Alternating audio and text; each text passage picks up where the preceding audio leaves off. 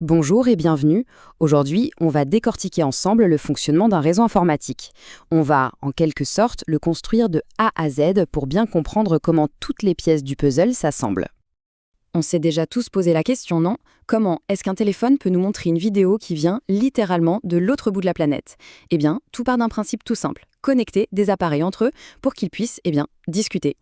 Donc un réseau, c'est quoi au fond? C'est juste un système qui permet à toutes nos machines, que ce soit les ordis, les téléphones, les tablettes, de communiquer. C'est le moyen qu'elles ont de s'échanger des informations, peu importe si elles sont dans la même pièce ou à des milliers de kilomètres de distance.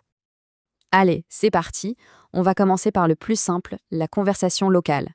On va s'imaginer un réseau tout petit comme celui qu'on a à la maison ou au bureau. Ok, mais concrètement, comment on fait? Si on a plusieurs appareils dans un même bâtiment, comment on s'assure qu'ils puissent tous se parler sans que ça soit le chaos? Avoir juste deux ordinateurs, c'est simple, on les branche l'un à l'autre. Mais avec 3, 4, 10 appareils, il faut un genre de chef d'orchestre, un point central pour gérer toutes ces conversations? Et cette solution, cet appareil, ça s'appelle un commutateur ou un switch en anglais.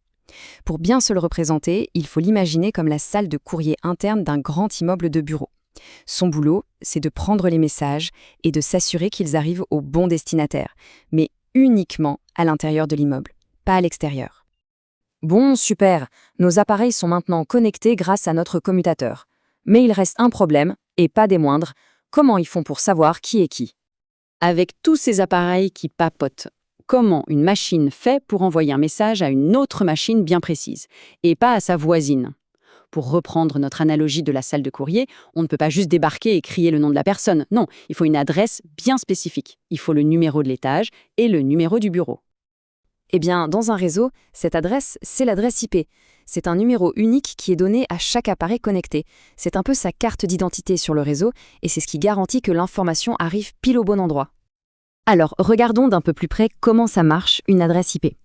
Ce qui est fascinant, c'est que ce n'est pas juste un numéro au hasard, il y a une vraie structure. Comme on le voit ici, il y a l'adresse complète, mais aussi ce qu'on appelle un masque de sous-réseau. C'est un peu la pierre de Rosette, la clé de décodage qui va nous permettre de comprendre l'adresse. En gros, le masque, avec ses 255, va indiquer quelle partie de l'adresse correspond au nom de la rue, c'est-à-dire au réseau lui-même.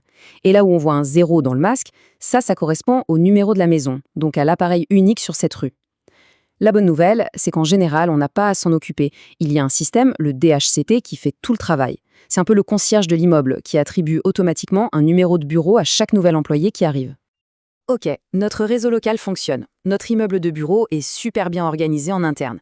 Mais que se passe-t-il si on veut envoyer une lettre à un autre immeuble de l'autre côté de la ville ou même du monde? La question, c'est de savoir comment un appareil de notre petit réseau local peut parler à un serveur qui est sur Internet. Notre salle de courrier interne, le commutateur, est dépassée. Son travail s'arrête à la porte d'entrée de l'immeuble. Pour aller plus loin, il faut un autre appareil, un appareil plus puissant. Et cet appareil, c'est le routeur. C'est lui, le grand chef d'orchestre des communications vers l'extérieur. Si le commutateur est la salle de courrier interne, alors le routeur, c'est le bureau de poste principal de l'immeuble. Il gère tout ce qui entre et tout ce qui sort. C'est la porte d'entrée, la passerelle vers le monde extérieur, vers les autres réseaux et donc vers Internet. Voilà, ce tableau résume parfaitement la différence. C'est super important de bien la saisir.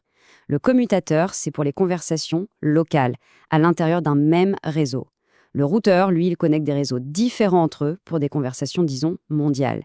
La salle de courrier interne contre le bureau de poste principal, c'est aussi simple que ça. Bon, on a toutes les pièces en main, le commutateur, les adresses IP, le routeur.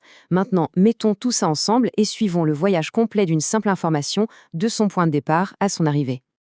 Imaginons, on est sur un PC, son adresse IP est 192.168.1.2 et on veut afficher une page web.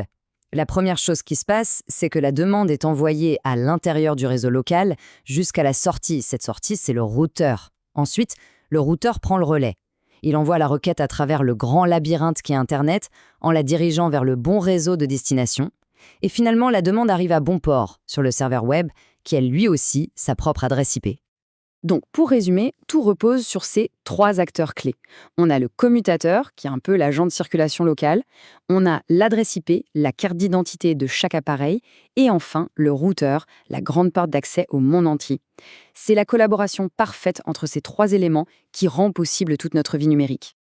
Et le plus fou dans tout ça, c'est que ce voyage, ce parcours à travers des dizaines d'appareils et des milliers de kilomètres, se fait en une fraction de seconde, en quelques millisecondes.